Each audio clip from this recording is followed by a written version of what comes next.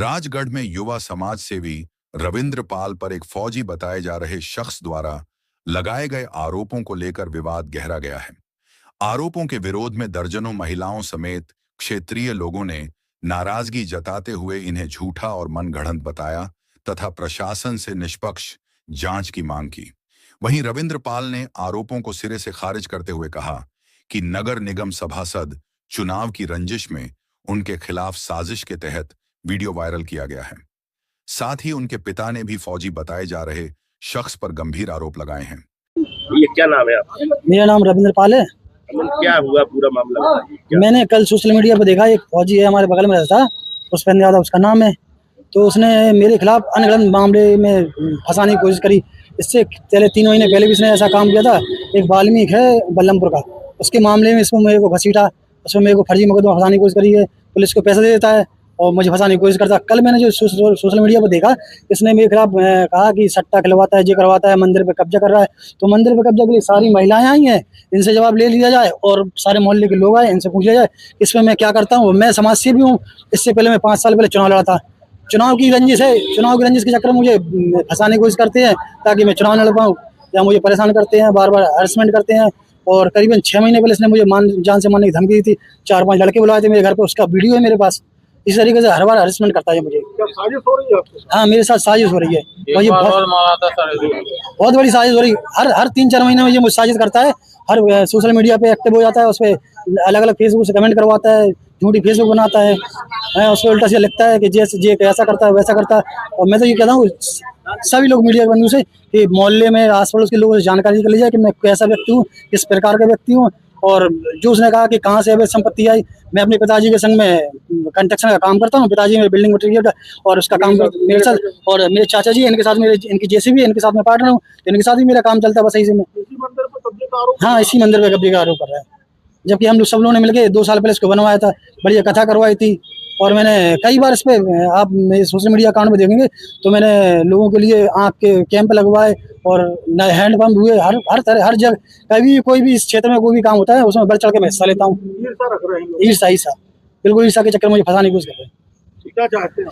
मैं चाहता हूँ कि प्रशासन से और माननीय योगी जी से निष्पक्ष जांच हुआ इसमें। अगर मैं दोषी हूँ तो मुझे सजा मिल जाए, या मेरे फिर खिलाफ कोई साजिश कर रहा है तो उसको बख्शा ना जाए, उसके खिलाफ भी सख्त कार्रवाई करी जाए। और ये पुष्पा, क्या नाम है अम्मा आपका? शीला। अम्मा, जो रविंद्र ने यहाँ मंदिर पर कब्जा किया है, हाँ। कि क्या मंदिर बनवाया है? ऐसा कुछ नहीं है। ये आरोप लग रहा है कि इन्हें कब्जा नहीं, किया है। उसके क्या घर द्वार नहीं है, हाँ। माँ बाप नहीं है, क्या नहीं है उसके पास, लेकिन वो ये गलत है, ये गलत है। कौन आरोप लगा कोई रहा भी है? लगा रहा हो, मेरे को जानकारी नहीं है, लेकिन ये गलत है।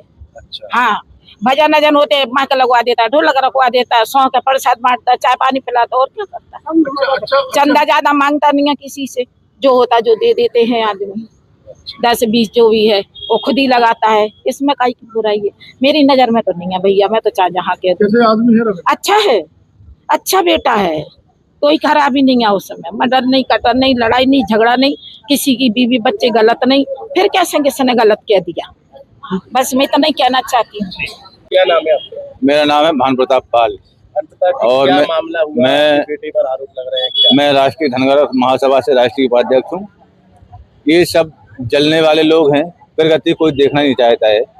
जबकि अगला व्यक्ति में ये कह रहा है कि मैं 40 लाख रुपया 2021-22 में हारा था।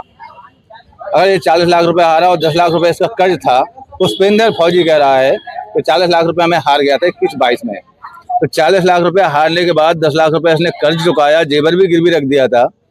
तो इसके बाद 2022 के बाद 2026 तक इसने कहाँ से 1 करोड़ का मकान बनवा लिया? बताएं आप लोग, कहाँ से इसने 1 करोड़ का मकान बनवा लिया और गाड़ी खरीद ली? जबकि ये कह रहा मैं 2021-22 में सट्टा खेला था। तो 2022 में सट्टा खेल रहा था, आज भी ये सट्टा खेलता है, सट्टा मास्टर है और 80% राजगढ़ के लोगों को सट्टा खिलाता है, बर्बाद करता है। अभी ये 1 करोड़ रुपए शांत रहो। अभी 1 करोड़ रुपए जीता भी था, कहीं से बता रहा था। और ये आर्मी में मेडिसिन विभाग में ये पोस्टेड है, वहाँ से 1 लाख रुपए का इंजेक्शन चुरा के लाता था, हम लोगों को बताता था कि ये इंजेक्शन है, और वहाँ से लाते हम यहाँ ब्लैकमेल करते हैं। तो ये खुद चोर है। और ये कहना चाहता कि इनने बल्लमपुर में 2 प्लाट हैं, मैं 6 भाई हूँ, 6 भाई, मैं पूरी कमाता हूँ। मैं भी 2002 से मैं ठेकेदारी करता हूँ सिविल की, और प्राइवेट कॉन्ट्रैक्टर हूँ। तो ये 2 प्लाट हमारे 20-22 लाख रुपए के हो गए, तो मैंने बहुत बड़ी संपत्ति जोड़ ली। और ये इनने तो हरामखोरी में पूरी जमीनें जायदाद लूट करके इनने कब्जा किया है। ये समाजवादी लोग हैं, ठीक है, इनका धंधा वो चल रहा था, ये बीजेपी सरकार में नहीं चल पा रहा है। जैसे आप कह रहे हैं कि फौजी ने आरोप लगाया है जी, इसकी वजह से इंजेक्शन भेजता था, तो इसकी शिकायत कभी आप लोगों के अधिकारियों से की? नहीं, मुझे मतलब नहीं था, मतलब इसलिए नहीं था कि क्योंकि इसके पिताजी से मेरे संबंध थे, छोटे भाई का रिश्ता। तो मैंने 2-4 बार इससे कहा भी है कि चलो यार भाई के तेरे पापा से मेरे संबंध है, चल पड़ोसी है, मैं काहे को तुझे परेशान करूं।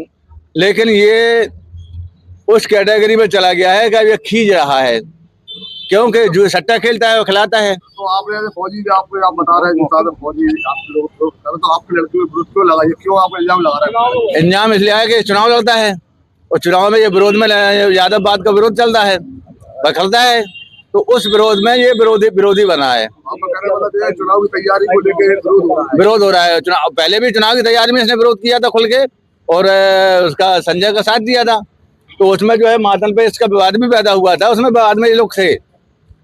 तो ये है, ये राजनीतिक विरोध है, और राजनीतिक विरोधाभास में ये हमारा विरोध करता है, हमारे लोगों की तरक्की नहीं देखता। चाहेंगे आपके जिस तरीके की साजिश चल रही है इसके लिए क्या कहना चाहिए? इसकी खुल के जो है जांच होना चाहिए। मैं प्रशासन से और माननीय योगी जी से कहूंगा कि पूर्ण रूप से इसकी जांच होना चाहिए, और जो भी दोषी हो उसको सजा मिलना चाहिए। और इसने एक चीज और कहा था कि ट्रांजेक्शन देख ली जाए, खुल कर ट्रांजेक्शन देख दिया, मुझे कोई शक नहीं, अब चोर नहीं है तो नहीं है।